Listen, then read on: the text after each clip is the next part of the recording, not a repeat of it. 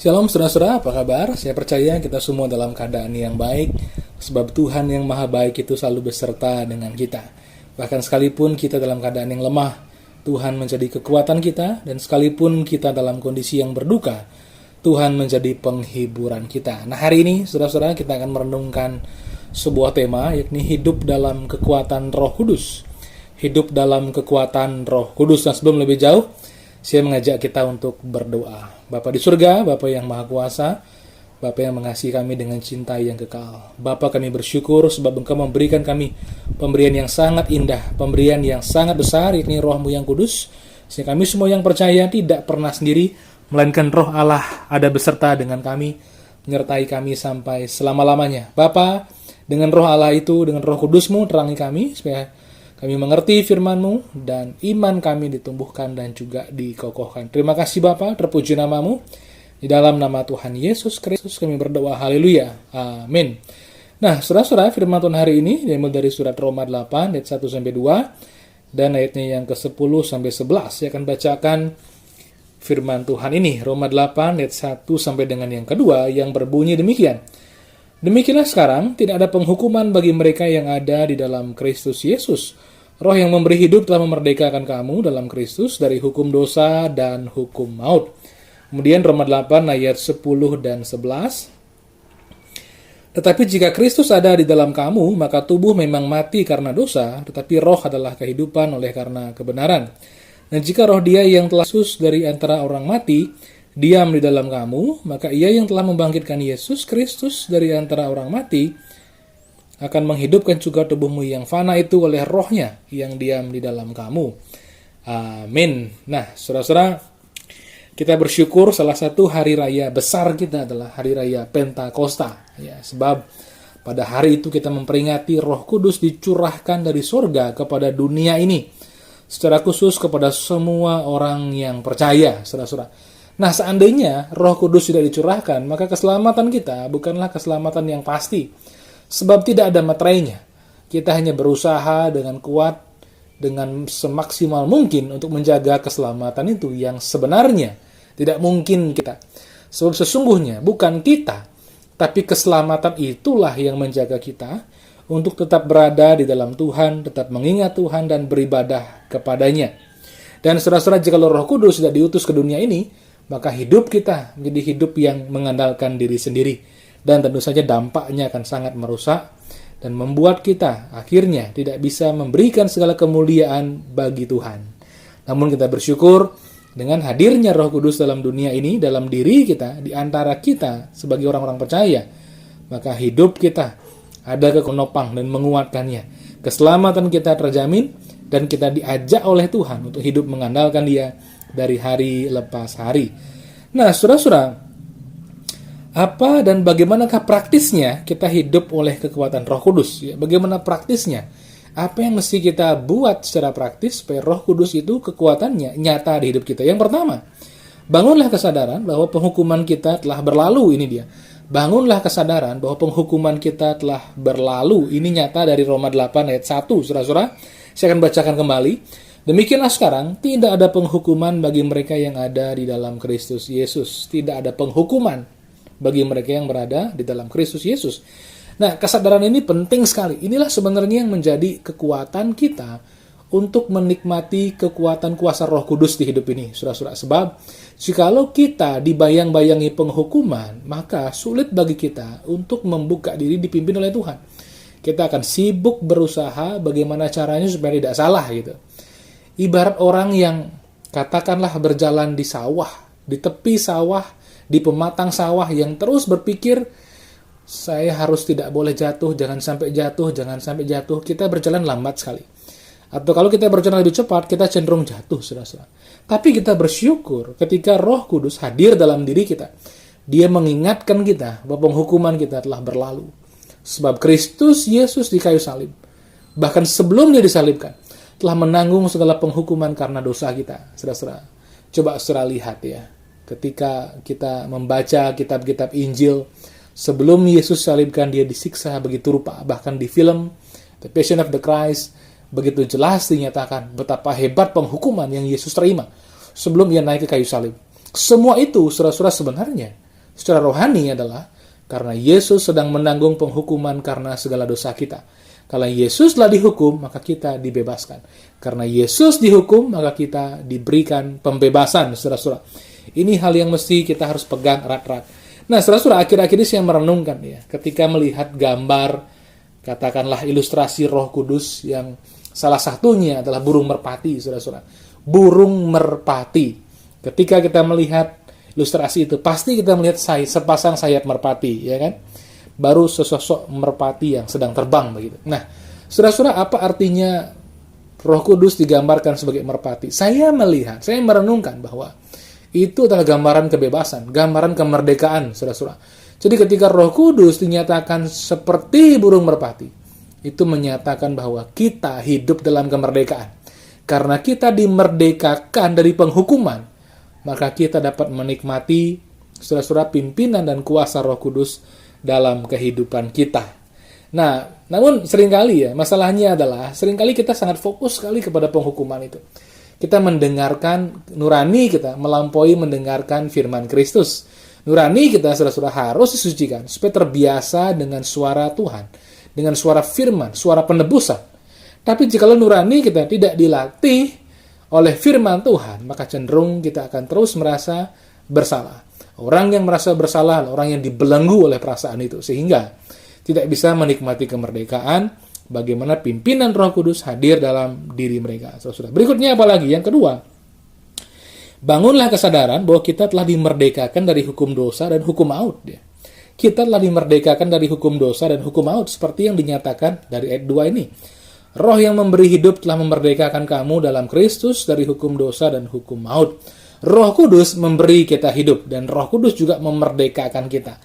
Roh Kudus memerdekakan kita dari hukum dosa dan hukum maut. Sebab hidup ilahi, hidup daripada Tuhan sendiri, tidak takluk kepada hukum dosa dan hukum maut. Sebab Tuhan itu sempurna, Tuhan itu suci, Tuhan itu tidak ada dosanya, maka hukum dosa, hukum maut tidak bisa menyentuhnya. Tapi jikalau kita hanya hidup dalam hidup yang berasal dari Adam, hidup alami, saudara-saudara, maka hidup alami manusia takluk kepada hukum dosa dan juga hukum maut. Kita bersyukur telah menerima hidup ilahi. Apakah kita orang percaya? Kita menerima hidup ilahi itu, saudara-saudara, sehingga kita dapat hidup dalam kemerdekaan. Jadi, satu hal yang kita harus ingat orang percaya nanti ketika menghadap Tuhan pada hari penghakiman, kita dibangkitkan sebagai orang benar, bukan orang fasik, sebab darah Yesus membenarkan kita melalui iman. Dan kita bangkit dengan tubuh kemuliaan. Dengan tubuh kemuliaan, apakah yang kita terima? Yang kita terima bukanlah penghukuman, hukum dosa atau hukum tidak. Yang kita terima adalah mahkota kemuliaan. Jadi setiap hal yang kita kerjakan dengan iman, yang kita kerjakan bagi Tuhan, kita memberitakan Injil, kita beribadah, kita melayani, kita berkebajikan karena iman, karena syukur kepada Tuhan, maka di situ kita akan menerima mahkota, saudara-saudara. Itu yang kedua. Yang pertama, bangun kesadaran penghukuman kita telah berlalu. Yang kedua, bangun kesadaran bahwa kita telah dimerdekakan dari hukum dosa dan hukum maut. Yang ketiga, bangunlah kesadaran bahwa segala tuntutan hukum Taurat telah digenapi untuk keselamatan kita. Nah, saudara-saudara, umat perjanjian lama itu diberikan hukum Taurat di Gunung Sinai. Di Gunung Sinai, 10 perintah Allah itu, 10 hukum Taurat itu adalah piagam perjanjian itu sendiri, yang kemudian diikuti oleh hukum Taurat dalam hal seremoni, persembahan korban, dan hukum sipil, bagaimana hidup sebagai sebuah bangsa, diatur oleh Tuhan pada waktu itu. Nah, Tuhan Yesus Kristus datang ke dunia, menggenapi seluruh hukum itu. Dengan hidupnya, dia menggenapi seluruh tuntutan hukum Allah, hukum Taurat. 10 perintah Allah, baik secara lahir, secara batiniah, dikerjakan Kristus dengan sempurna. Sebab, jikalau tidak sempurna, maka satu pelanggaran meniadakan semua ketaatan. Tapi karena Yesus mengerjakannya sempurna, lahir dan batin, saudara-saudara, kita hari ini diperhitungkan mengerjakannya juga. Hukum upacara. Dia menyerahkan dirinya sebagai korban penebus salah, korban penghapus dosa. Sehingga hari ini kita semua yang percaya tidak perlu lagi sibuk-sibuk dengan upacara korban. Yesus sudah mengerjakannya. Dia telah berkorban satu kali untuk selama-lamanya. Hukum sipil, Yesus hidup sebagaimana selayaknya sebagai seorang rakyat Israel pada waktu itu. Tunduk kepada pemerintah yang sah, tunduk kepada hukum Allah pada waktu itu, sehingga saudara-saudara, Tuhan Yesus tidak ada pelanggaran. Satu kali orang menguji Tuhan Yesus, dan pada waktu itu mereka bertanya seperti ini, diperbolehkankah untuk membayar pajak kepada Kaisar? Tuhan Yesus berkata, ambilkanlah sebuah dinar, sebuah mata uang. Mereka mengambilnya. Dan Yesus berkata, gambar dan tulisan siapakah di sana? Kaisar, mereka bilang. Berikanlah kepada Kaisar apa yang wajib kamu berikan kepada Kaisar, dan kepada Allah apa yang wajib kamu berikan kepada Allah. Nah ini dia, saudara-saudara. Yesus telah memenuhi semua dengan sempurna, sehingga hari ini seluruh tuntutan hukum Taurat untuk keselamatan kita telah dibayar lunas oleh Tuhan Yesus Kristus di kayu salib. Melalui hidupnya, melalui kematiannya, melalui penghukumannya, melalui kebangkitannya. Dan kebangkitannya mengesahkan sebenarnya bahwa apa yang dilakukan itu sah dan memang tepat dan diterima oleh Bapa. Nah, ketika kita sudah membangun kesadaran yang tepat, bangun kesadaran bahwa penghukuman kita telah berlalu, kemudian kita telah dimerdekakan dari hukum dosa dan juga hukum maut, kemudian bahwa tuntutan hukum Taurat telah digenapi dalam hidup kita. Saudara-saudara, ini hasilnya. Kita akan hidup dalam pikiran yang diperbaharui. Ayat 5 dan 6 ya. Sebab mereka yang hidup menurut daging memikirkan hal-hal yang dari daging. Mereka yang hidup menurut roh memikirkan hal-hal yang dari roh. Karena keinginan daging adalah maut, tetapi keinginan roh adalah hidup dan damai sejahtera. Saudara-saudara, apakah kita hidup menurut roh atau menurut daging? Kalau kita orang percaya, kita hidup menurut roh. Bukankah tadi Roh Kudus sudah memberikan kita kehidupan ilahi, membebaskan kita dari hukum dosa dan juga hukum maut? Tentu kita hidup sebenarnya di dalam roh, bukan di dalam daging atau menurut daging, saudara-saudara. Sebab kita, sejak kita percaya, kita dilahirkan kembali. Roh kita lahir kembali. Dan roh kita bersama dengan Roh Kudus bersaksi bersama-sama bahwa kita adalah anak Allah. Nah, ketika kita hidup di dalam Kristus, dalam roh, apa yang terjadi? Pikiran kita diperbaharui, saudara-saudara. Kita mulai memikirkan hal-hal yang mendatangkan damai sejahtera.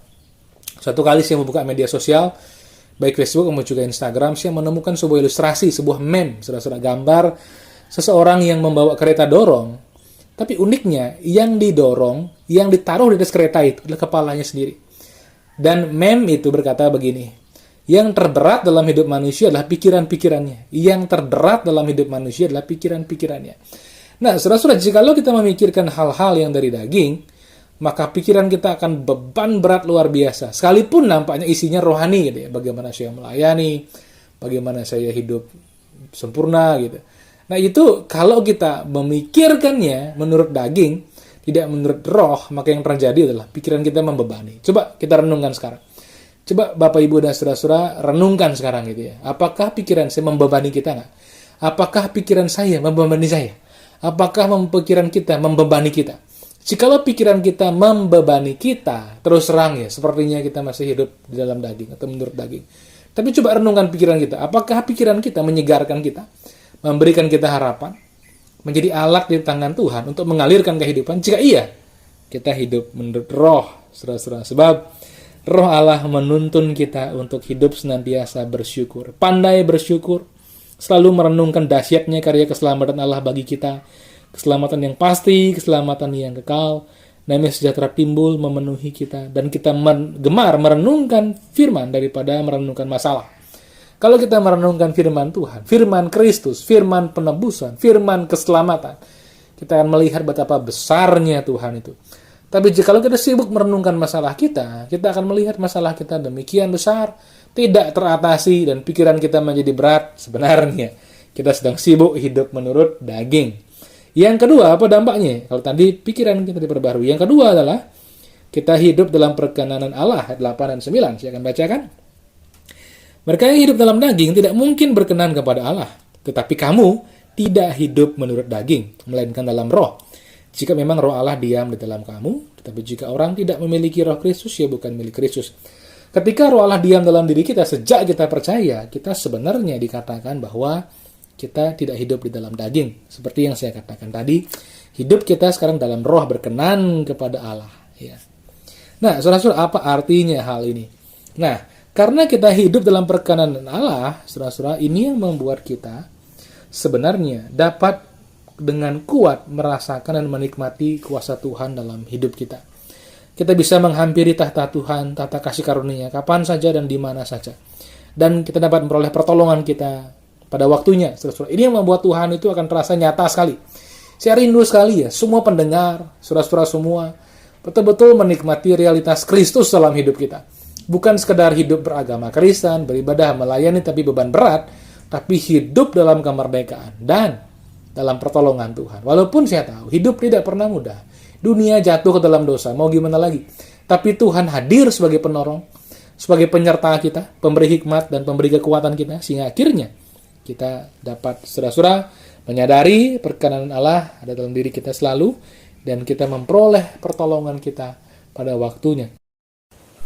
Kemudian yang ketiga, saudara-saudara, kita akan hidup dalam kesadaran sebagai milik Kristus. Hidup dalam kesadaran yang kuat sebagai milik Kristus. Saya akan bacakan ayat yang ke-9. Tetapi kamu tidak hidup dalam daging, melainkan dalam roh, jika memang roh Allah diam di dalam kamu. Tetapi jika orang tidak memiliki roh Kristus, ia bukan milik Kristus. Nah, saudara-saudara, salah satu hidup yang paling susah adalah ketika kita merasa tidak punya siapa-siapa. Ya. Orang yang tidak dimiliki siapapun, itu salah satu hidup yang paling susah sekali. Namun kita bersyukur, Tuhan Yesus itu memiliki kita. Kita adalah anak-anaknya, kita adalah milik kepunyaannya, saudara-saudara. Tandanya adalah Roh Kudus diam dalam diri kita. Nah, diamnya Roh Kudus itu mempercayai kita sebagai milik Allah, sebagai miliknya. Dan karena kita miliknya, maka Tuhan memperlakukan kita dengan penuh kasih. Dia memberikan kita arti hidup, dia menghargai kita. Ini hal yang sangat penting sekali, sebab manusia kasihnya berubah-ubah, tapi kasih Tuhan tinggal tetap. Dan jikalau Tuhan Yesus sudah memiliki kita, maka saudara-saudara, disitulah kita akan memiliki kekuatan, kegembiraan yang berbeda, yang membuat kita produktif, yang membuat kita sadar bahwa hidup ini begitu berharga, sebab saya punya Yesus. Ya, hidup ini berharga, sebab saya punya Yesus, dan Yesus memiliki saya. Itu yang ketiga. Yang keempat, saudara-saudara, ada kekuatan baru yang menopang tubuh kita. Yang 11, saya akan bacakan bagi saudara-saudara. Roma 8 ayatnya yang ke-11 yang berbunyi demikian. Dan jika roh dia yang telah membangkitkan Yesus dari antara orang mati diam di dalam kamu, maka ia yang telah membangkitkan Kristus Yesus dari antara orang mati akan menghidupkan juga tubuhmu yang fana itu oleh rohnya yang diam di dalam kamu. Nah, saudara-saudara, ini tidak hanya bicara soal kebangkitan tubuh, yang suatu hari kita semua akan dapatkan. Ketika kita akan menghadap tahta pengadilan Kristus, kita dibangkitkan sebagai orang benar, dikenakan tubuh kemuliaan, dikenakan mahkota, kemudian hidup dalam sukacita, kepenuhan berkat Tuhan di langit dan bumi yang baru. Ya, itu benar. Namun semasa di dunia ini, Roh Kudus pun juga berperan memberikan kita kekuatan kepada tubuh kita, saudara-saudara. Kerap kali ketika kita melayani, barangkali kondisi kita tidak betul-betul fit gitu ya. Kita merasa moodnya kurang positif, kita merasa agak lemah. Tapi ketika kita berjalan dalam pimpinan Tuhan, entah kita melayani, entah kita menemui seseorang, entah kita men-sharingkan kabar baik, ada kekuatan yang berbeda, kekuatan baru yang menopang kita, saudara-saudara. Dan hal ini saya yakin hadir dalam hidup orang-orang percaya jikalau memang kita sudah membangun kesadaran yang benar itu. Bahwa hukuman kita telah berlalu, bahwa kita telah dibebaskan dari hukum dosa dan hukum maut, kita punya hidup ilahi, saudara-saudara. Dan kita di dalam Kristus sesungguhnya memiliki bahwa keselamatan itu pasti, sebab hukum Taurat telah digenapi. Disitulah sebenarnya ada kekuatan yang menopang tubuh kita. Saya sendiri punya kesaksian dalam hal ini. Ketika saya belum menyadari, saudara-saudara, bahwa penghukuman telah berlalu, hukum dosa, hukum maut bukan lagi bagian saya, kemudian hukum Taurat digenapi. Ketika saya belum menyadari hal itu secara mendalam dan pribadi, terus saya sering sakit. Tapi ketika kesadaran itu timbul dan terus diasah, dijadikan dasar kehidupan di dalam Tuhan, maka rupanya saya merasakan jauh lebih sehat, saudara-saudara. Jauh lebih sehat. Bahkan saya merasa lebih sehat daripada sebelumnya. Untuk apa sehat seperti ini? Untuk melayani Tuhan, untuk bersyukur kepada Tuhan, untuk mengasihi sesama, dan hidup jadi berkat. Jadi hari ini, saudara-saudara, hiduplah dalam kekuatan Roh Kudus. Bangun kesadaran. Penghukuman kita telah berlalu. Kita telah dimerdekakan dari hukum dosa dan juga hukum maut, bahwa hukum Taurat sepenuh seutuhnya telah digenapi untuk keselamatan kita. Sehingga hari ini kita dapat memiliki pikiran yang diperbaharui, hidup dalam damai sejahtera, hidup dalam sukacita yang melimpah, kemudian hidup dalam perkenanan Tuhan. Kemudian saudara-saudara menyadari bahwa kita dimiliki Kristus, milik Allah yang kekal, dan kekuatannya menopang kita, baik secara rohani, secara mental, secara batin, demikian juga secara lahiriah. Haleluya. Amin.